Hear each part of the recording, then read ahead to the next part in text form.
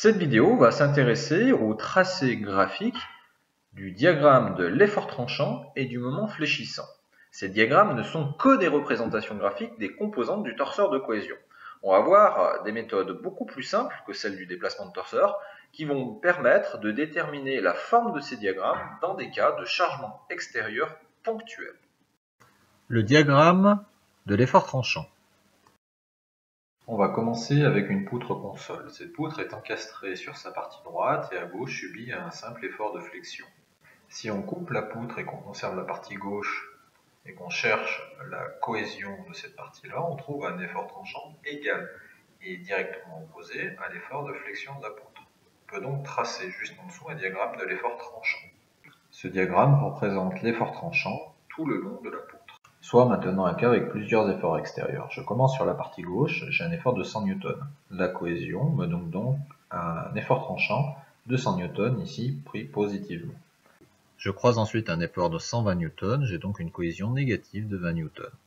Tout le long, jusqu'à croiser mon dernier effort, qui lui fait 110 N vers le haut, j'ai donc une cohésion de plus 90 N. Grâce à ça, j'obtiens mon diagramme de l'effort tranchant total le long de ma poutre. Je vais pouvoir maintenant essayer de déterminer une méthode qui va me permettre de gagner du temps. Quand j'ai sur la gauche un effort qui descend de 100 N, moi sur mon diagramme je vais monter de 100 N et je vais continuer mon tracé. Jusqu'à croiser un autre effort qui lui monte de 120 N, donc dans mon diagramme je descends. Et à chaque fois sur le diagramme je vais réagir négativement. On va maintenant étudier un nouveau cas, une poutre qui est sur deux appuis avec un effort au centre de 100 N. La première chose à faire, c'est de déterminer les efforts aux appuis. Comme la force est au milieu, le calcul est assez rapide, je trouve 50 N positivement des deux côtés. Je vais pouvoir tracer mon diagramme. Si mon effort à gauche monte de 50 N, sur mon diagramme, je descends. Et ainsi de suite pour tracer mon diagramme de l'effort tranchant total. On va voir maintenant comment déterminer le diagramme du moment fléchissant.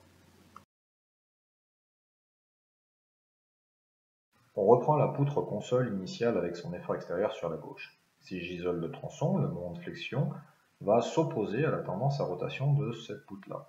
Il est donc de y vers x, c'est-à-dire négatif sur l'axe des z, égal à la force 10 N multiplié par le bras de levier. La représentation graphique de ce moment de flexion est une droite de pente moins 100. On représente le diagramme de l'effort tranchant déterminé avec les techniques précédentes et le diagramme du moment fléchissant déterminé avec la technique du torseau de cohésion. On se rend compte que la pente du moment de flexion est égale à l'effort tranchant pris négativement. Si j'avais plus 100 N en effort tranchant, j'ai une pente de moins 100 Nm au niveau du moment fléchissant. On va appliquer ça sur un nouveau cas. Une poutre entre deux appuis, l'effort se répartit exactement entre les deux appuis, on peut donc déterminer le diagramme de l'effort tranchant classiquement. On va tracer maintenant le diagramme du moment fléchissant. On fait partir la pente à 0 au niveau d'un appui et on monte de 50 N car sur le diagramme l'effort tranchant est égal à moins 50 N. Si mon diagramme de l'effort tranchant a une rupture à la coordonnée L sur 2, ça veut dire que le moment fléchissant est égal à 50 fois L sur 2. Et ensuite on va redescendre à 0 au niveau de l'autre appui. Effectivement la pente est négative cette fois-ci sur la même cote L sur 2, je retourne donc à 0 au niveau de l'autre appui. On va prendre un nouveau cas où cette fois-ci la poutre subit en plus d'un effort un moment ici à la coordonnée L. On trace l'effort tranchant, ça c'est classique, le moment n'influe pas du tout sur le tracé de l'effort tranchant.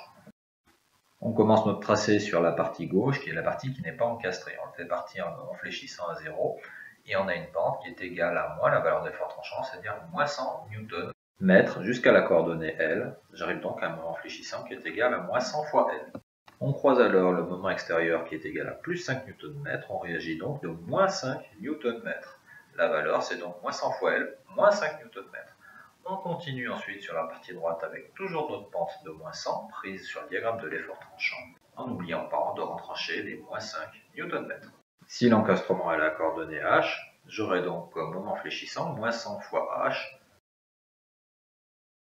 En conclusion, on peut dire que la recherche de ces diagrammes est, même si elle est un petit peu mathématique, tout de même beaucoup plus simple que la détermination d'un torseur de cohésion. Par contre, il faut faire attention, parce qu'avec ces diagrammes-là, nous n'avons vu que l'effort tranchant et le moment fléchissant. Nous n'avons pas parlé ni du moment de torsion, ni des efforts normaux. Donc ces diagrammes-là ne vont s'appliquer que dans des cas de poutre fléchée. Heureusement, ça reste quand même la grande majorité des cas de sollicitation des systèmes mécaniques.